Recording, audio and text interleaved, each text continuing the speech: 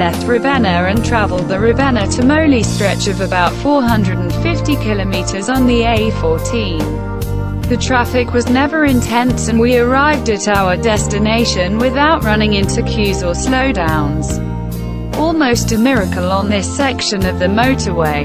Our destination is the circumnavigation of the Gargano, not forgetting the tourist resorts within the promontory, absolutely not to be missed. A visit to the Tremiti Islands.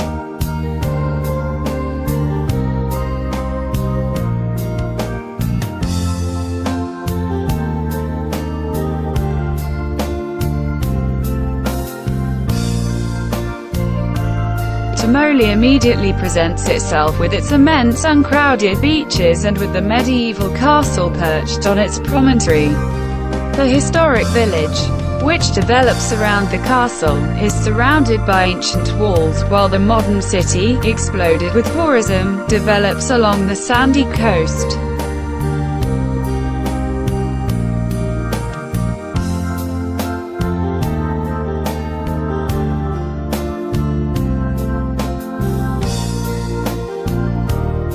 The historic center, almost deserted during the day, comes alive in the evening. Tourists and inhabitants invade the streets and clubs of the town. Here we see the first characteristic trabucchi, fishing machines of other times, today transformed, for the most part, into tourist places. We begin the circumnavigation of the Gargano with a magnificent view from above of the Lazina Lagoon, which with that of Furano, are located at the very beginning of the Gargano promontory.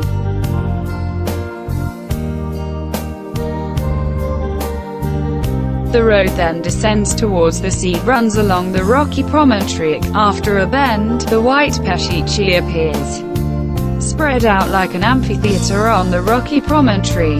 It reminds us of some places on the Amalfi coast, but Peschici is much less chaotic than these and, from a tourist point of view, more peaceful and livable.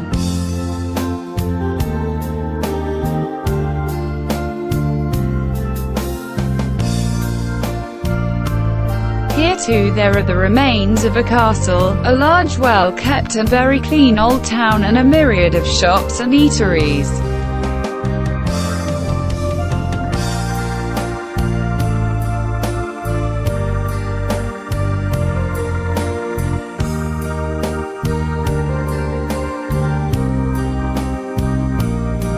The wide and sandy beach is located at the base of the town, where there is also the port, the camping area and the bathing facilities. The hours of life and shops are incredible. In the afternoon the activities never reopen before 5 p.m. but then shops, supermarkets and other tourist activities never close before 11 p.m.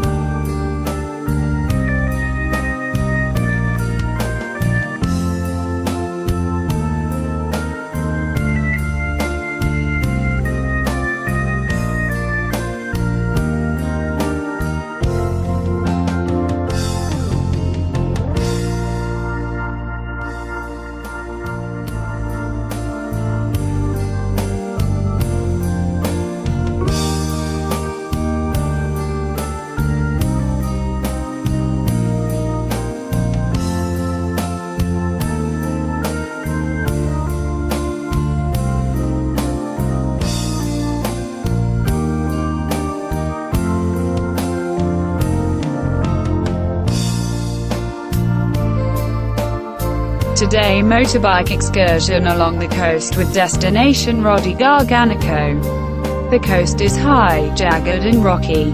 From a tourist point of view it is not very suitable for bathing, but the landscape, enriched by some remains of Saracen watchtowers from the sea, is fascinating. Rodi Garganico presents itself in front of our eyes with an immense and very long sandy beach, very little frequented, except for some accesses equipped with deck chairs and umbrellas, a paradise compared to the crowded beaches of Romagna or Veneto.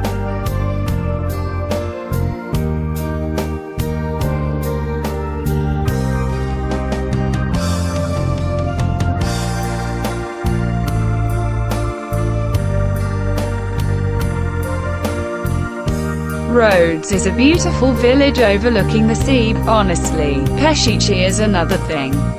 On the way back, stop for lunch in an excellent equipped restaurant in a trebuchet located on a rocky point.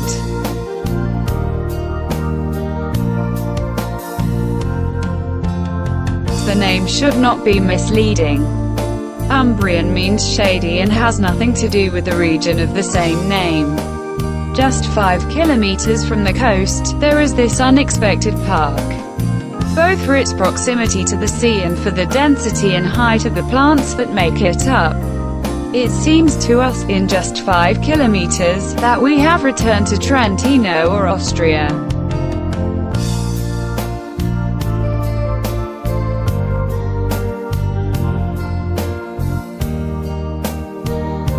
Inexplicably, the trees here suffer from gigantism compared to other areas. Beeches, pines and oaks have huge trunks and rise very high compared to their peers in other areas of our country. One would not expect to find, in an arid area like this, such a dense and humid undergrowth.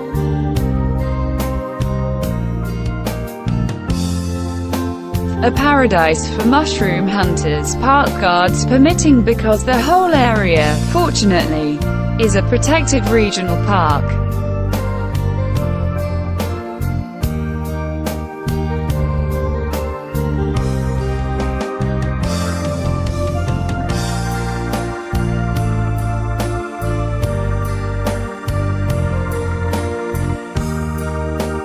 The Tremiti Islands are 5 islets, of which only 2 inhabited, San Nicola and San Domino. They can be reached from Termoli, from which they are 45 kilometers away, but can be reached by hydrofoil in about 1 hour.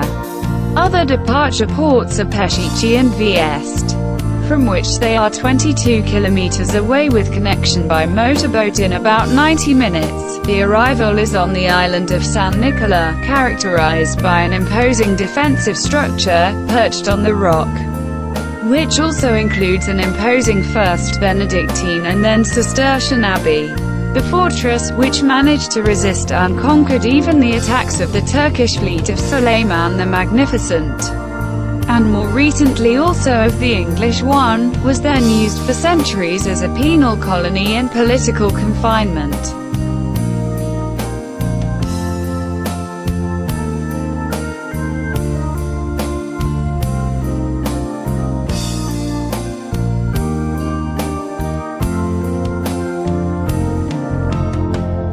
These islands, which have only 450 inhabitants today, are one of the main tourist destinations in Puglia. Another peculiarity of these islands is that the population speaks a Neapolitan dialect and not an Apulian one.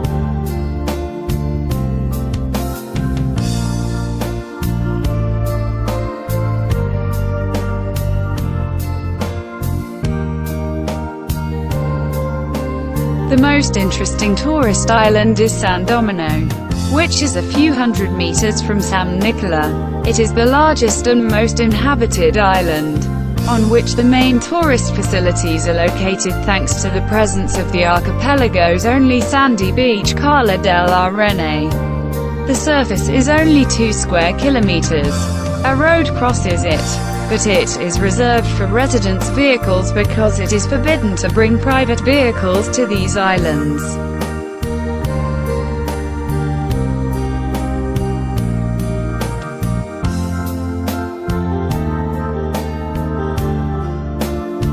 Absolutely not to be missed is the circumnavigation of the islands of San Nicola, San Domino and Capraia by boat. The island of Capraia, also called Capraia, is the second largest, but it is uninhabited. The lighthouse, the only building present, is now automated. The coast offers coves and bays, all rocky and with difficult access to the sea.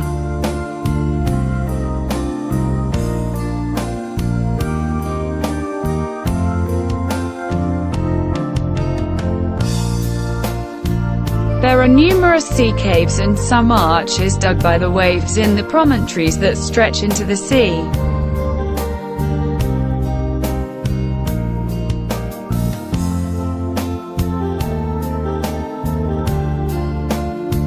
Characteristic is the Cave of Violets, whose partially collapsed vault appears as a beautiful natural swimming pool with access through a tunnel from the open sea.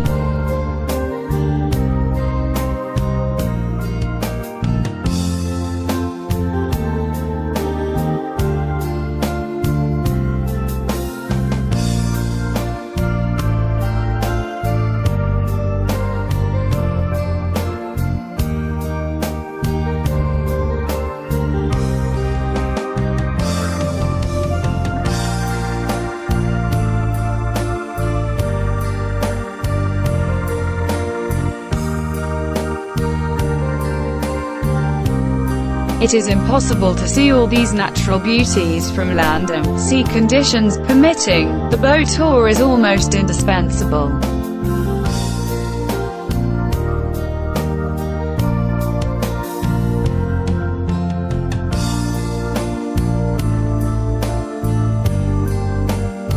The only sandy beach, located on San Domino, is located next to the landing place for the boats to and from San Nicola.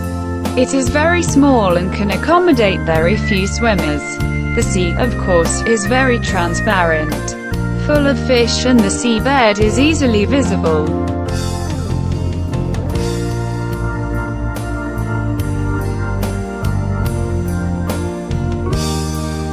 In a small bay on the island of Capraia, a submarine statue depicting Padre Pio has been placed at a shallow depth.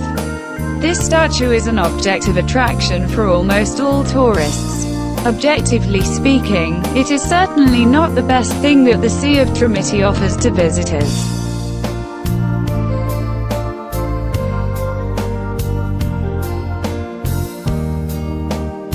We leave Peschici to take the coastal road that runs along the entire tip of the Gargano up to Vieste.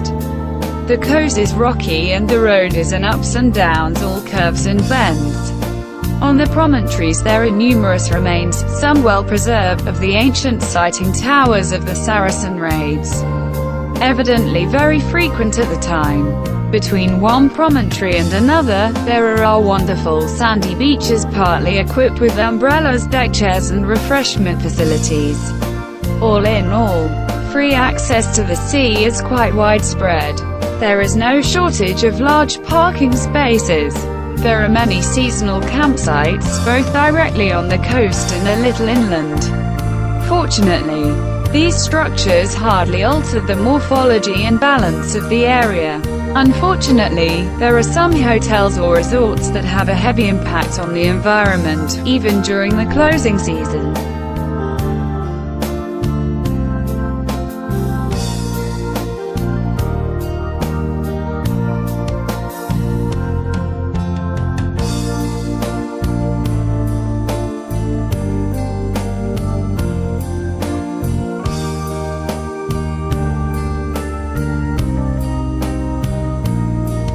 Vieste is the easternmost town on the Gargano promontory and in the province of Foggia. The particular urban location of Vieste is linked to the karst nature of the Garganico promontory, characterized by rocky layers often eroded by marine action. The nucleus of the inhabited area in fact rises on a small rocky peninsula, with a more or less symmetrical shape, characteristic for its three bays separated by 2 points. Punta di San Francesco, steep, raised and harshly rocky, this is where the medieval center is found. Since this part of the peninsula offered the best safety requirements, in this part, full of alleys, stairways and arches, most of the historic buildings are found, and it is here that tourists are concentrated. The other promontory is Punta Santa Croce, lower where the port is located. Between the 2 points we find the small beach of the Marina Piccola, facing the lighthouse.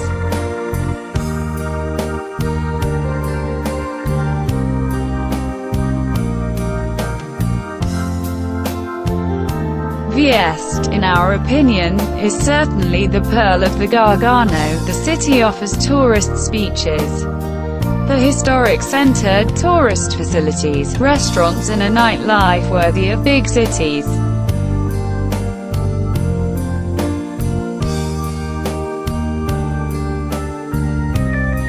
To the south of the tip of San Francesco is the long sandy beach of Pizzomino, which in the local dialect means piece of the world. It is a monolithic limestone stack that rises over the beach for over 25 meters. Obviously, there are many legends about Pizzomino and even some songs. The beach extends south towards the village of Puglia.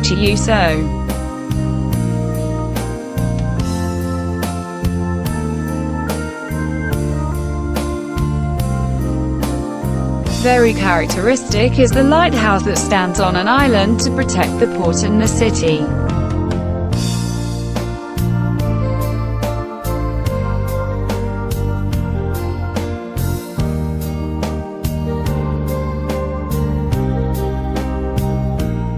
In the summer season, various tours of the caves are organized by motorboat, departing from the port of Vieste, where you can also admire the Bay of San Felice from the sea with the famous Arcatiello, the stacks of the Zagare Bay and the beaches of Porto Greco, Vigna Nautica and Puglia. This excursion lasts about 4 hours and covers a stretch of coast of almost 20 kilometers. The coast of the Gargano, especially the stretch that goes from Vieste to Matanata, is one of the most evocative landscapes of Puglia. High white cliffs overlooking the sea, with pines, gorse and rocks that stretch out over the blue waters, alternate with small inlets and beaches of white gravel, reachable only by sea. Among the coves and small green oases, the kingdom of the herring, gulls and falcons, we find the sea caves, large cavities into which the sea creeps. In these specially shaped galleries, thanks to the filtering light and its reflections between rocks and Mediterranean scrub, the water acquires enchanting shades of color, giving us magnificent spectacles. Centuries after centuries, millennia after millennia, with methodical slowness, the waves of the sea have eroded the limestone coast of the Gargano, shaping natural scenarios, of which no hand would have been able, opening gashes and cracks. The sun takes care of it with its amazing reflections on the water to complete the amazement. There are about 20 sea caves, and their discovery by tourism dates back to the 1960s when the engineer Mattei, president of AGIP, began the construction of the most famous holiday center in Puglia, which will give a decisive turn to the economy of the country from agricultural pastoral to tourist. The sea caves of Vieste and Gargano, for their beauty and their shape, have inspired the old fishermen with the most unique and curious names. LLA Grotta Campana Grande, which has the shape of a majestic bell 70 meters high and covered with velvety moss. The Smuggler's Cave with double exit, which once facilitated the escape of smugglers. The Grotta del Rondini, in which the nice birds have nested. The Grotta Sfondata is like an ancient castle where time has demolished the vault, and the Aleppo pines are reflected in the emerald waters. The Two-Eye Cave, characterized by two small openings carved by the waves of the sea. The Emerald Grotto, where the sea and the light are reflected on the walls, creating suggestive color effects. The Cave of Tomatoes, on whose walls there are red mollusks in the shape of tomatoes. The Grotta del Serene, where, according to legend, once the sirens lived.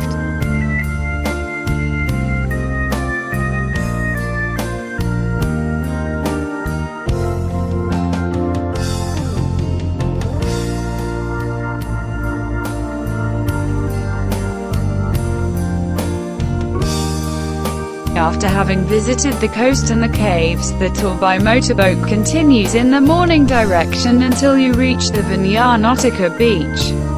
This beach is also accessible from the ground, but the path is steep and you need to park your car on the surrounding hills. It is a splendid beach of sand mixed with gravel and pebbles. about 500 meters long, characterized by the presence of multiple caves dug by the sea and by the high and white limestone cliff behind it, very steep. The vegetation, the rocks and the crystal clear sea create a very romantic and suggestive atmosphere, which is why Vigna Nautica has become one of the most popular beaches in the Gargano.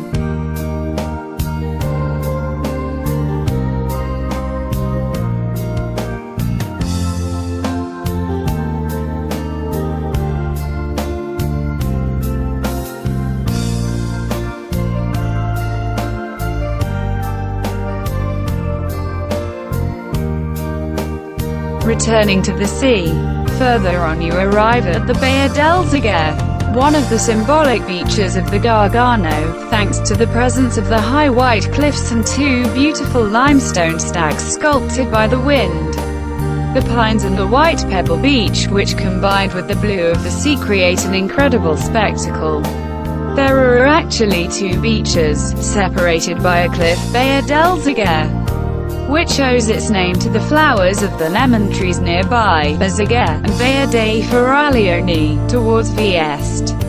The bay can be reached by sea, or for customers, through the resort of the same name that rises sheer on the cliff and connects to the bay with an elevator carved into the rock, unfortunately a real horror and a mess for such a beautiful place.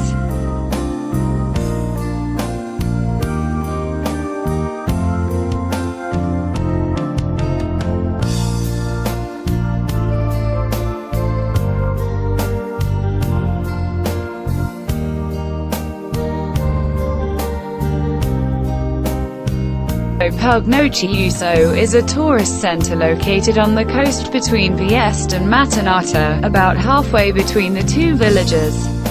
Puglia is basically a large hotel. Its construction, in the 1960s, started the tourism industry on the Gargano. The Puglia beach is located within the hotel and is therefore accessible only through the resort or by sea. Bad example of privatization of state-owned areas. About 200 meters long, it has a sandy bottom and is surrounded by greenery.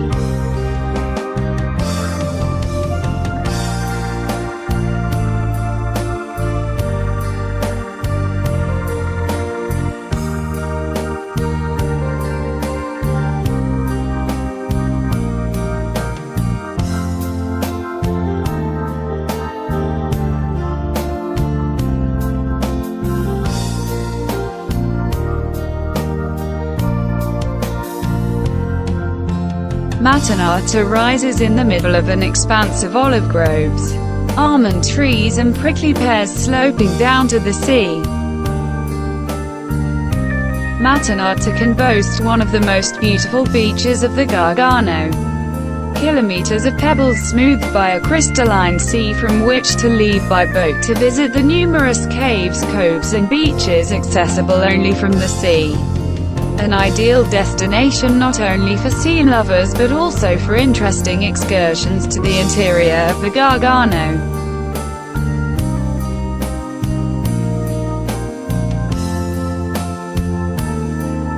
Monte Sant'Angelo is the highest inhabited center in the Gargano, 843 meters, and is located in a wonderful panoramic position on a spur south of the promontory, with the breathtaking view open to the west on the Tavoliere and to the south on the Gulf of Manfredonia. Pilgrimage destination for its sanctuary of San Michele Arcangelo, UNESCO Heritage.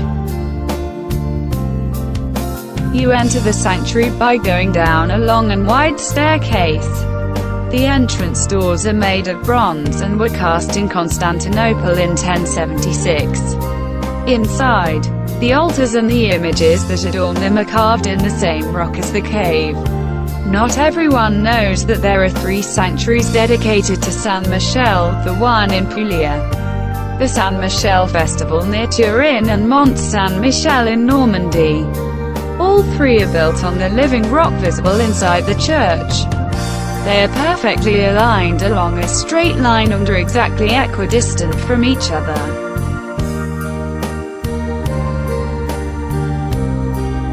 The construction, erroneously called Tomba dei Rotari, has had a complex and little-known history as evidenced by the numerous renovations and adaptations. The news about its origin and function, to baptistry, bell tower, or sepulchre, are contradictory and uncertain. Inside the building there is an empty sarcophagus carved entirely into the rock. But it is unlikely that Rotari, king of the Lombards, famous for the edict, was buried there, as it does not appear to have ever passed through these areas. The Swabian Norman castle dating back to Roberto il Gascardo and was later enlarged by the Swabians and transformed into a prison by the Angevins. It is a gigantic structure, equipped with sturdy curtains and mighty cylindrical towers. The Abbey of Santa Maria di Bolzano was one of the major centers of Benedictine spirituality in southern Italy and is placed overhanging on spurs of rock. The church is surprising for the wealth of bas-reliefs. Destroyed in 952 by the Saracens, it was rebuilt in 1129, and in a few years it acquired so much importance that it became a great miniaturistic and writing center. Just as the rise was peremptory, Santa Maria di Bolzano quickly declined in the 13th century. Around the abbey there are numerous hermitages, some completely isolated and very difficult to reach, but most were connected to each other by a road and water system. In 2010 the hermitages were elected Place of the Heart by the Italian Environment Fund.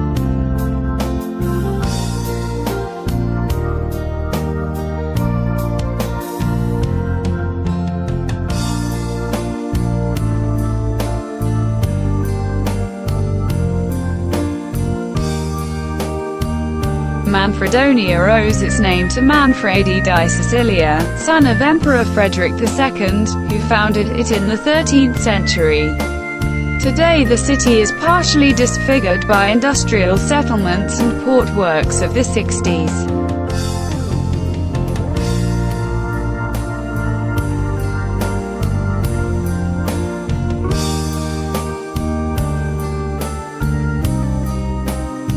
Its Swabian castle is imposing, which over time has performed various functions from barracks to prison to orphanage and today a state museum.